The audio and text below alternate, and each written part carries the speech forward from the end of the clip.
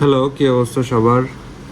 আজকে অষ্টম শ্রেণীর অনুশীলনী 2.1-এর 1 নাম্বার অঙ্কটির সমাধান আমরা দেখব। তো অঙ্কটা যদি আমি একবার পড়ি, এখানে বলা আছে একটি দ্রব্য বিক্রয় করে পাইকারি বিক্রেতার 20% এবং খুচরা বিক্রেতার 20% লাভ হয়। ঠিক আছে, যদি দ্রব্যটির খুচরা বিক্রয় মূল্য 576 টাকা হয় তবে পাইকারি বিক্রেতার ক্রয় মূল্য কত?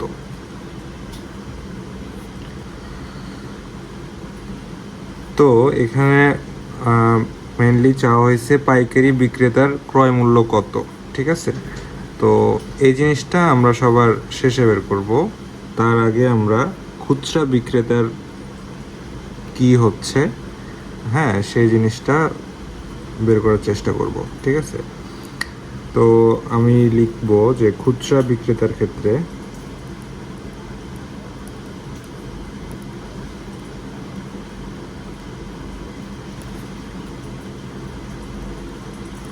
খুচরা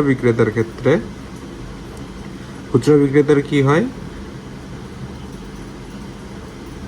খুচরা বিক্রেতা 20% লাভ করে। ঠিক আছে, আচ্ছা, যদি 20% লাভ হয় তাহলে এই দ্রব্যটির বিক্রয় মূল্য কত সেটা আমাদেরকে আগে বের করতে হবে। তাহলে আমরা এখানে লিখব 20% লাভে বিক্রয় মূল্য কত? 100 + 20 সমান 120 টাকা। ঠিক আছে, তাহলে আচ্ছা, এবার আরেকটা লাইন লিখব যে বিক্রয় মূল্য 120 টাকা হলে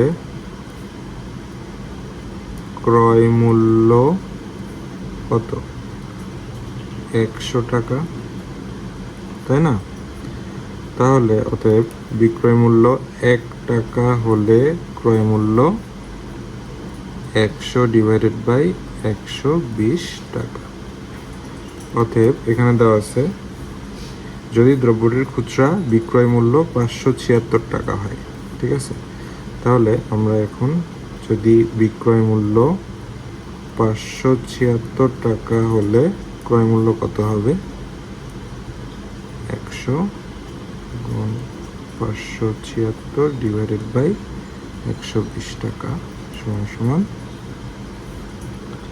এটা যদি কাটাকাটি করি তাহলে এটা যে অ্যান্সারটা আসবে সেটা হচ্ছে 480 টাকা। ঠিক আছে, আচ্ছা, তাহলে আমরা দ্রব্যটির কি পাইলাম? ক্রয় মূল্য পেয়ে গেলাম। তাহলে এখানে আমরা লিখব অতএব দ্রব্যটির ক্রয় মূল্য ইকুয়ালস 480 টাকা।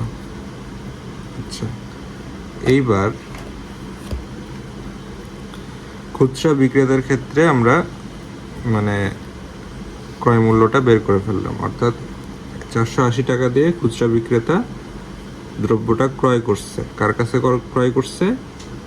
পাইকারি বিক্রেতার কাছ থেকে ক্রয় করছে। ঠিক আছে, আচ্ছা, এবার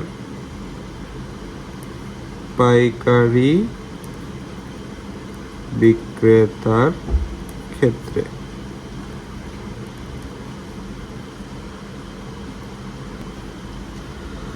আচ্ছা, পাইকারি বিক্রেতাও কত পার্সেন্ট লাভ করে? পাইকারি বিক্রেতাও হচ্ছে 20% লাভ করে। ঠিক আছে, তাহলে আমরা যদি বলি যে 20% লাভে বিক্রয় মূল্য ইকুয়ালস টু কত? 100 + 20 সমান 120 টাকা। আচ্ছা, তাহলে যদি অঙ্কে চাইছে হচ্ছে পাইকারি বিক্রেতার ক্রয় মূল্য কত, ঠিক আছে। তাহলে আমরা এখানে লিখব ক্রয় মূল্য 120 টাকা হলে বিক্রয় মূল্য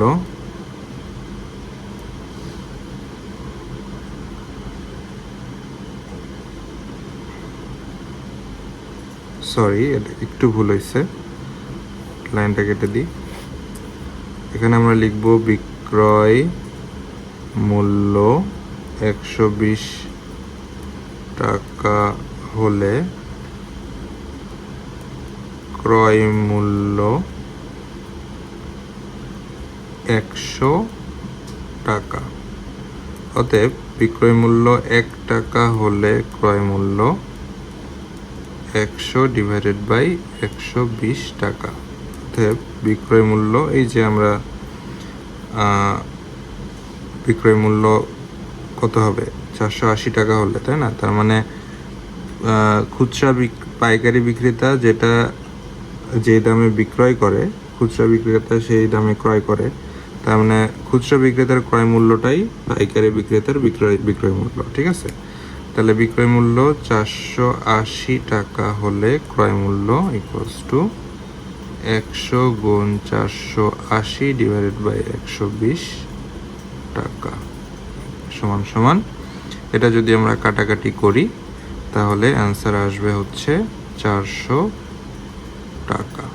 এটাই উত্তর, ঠিক আছে। ধন্যবাদ সবাইকে।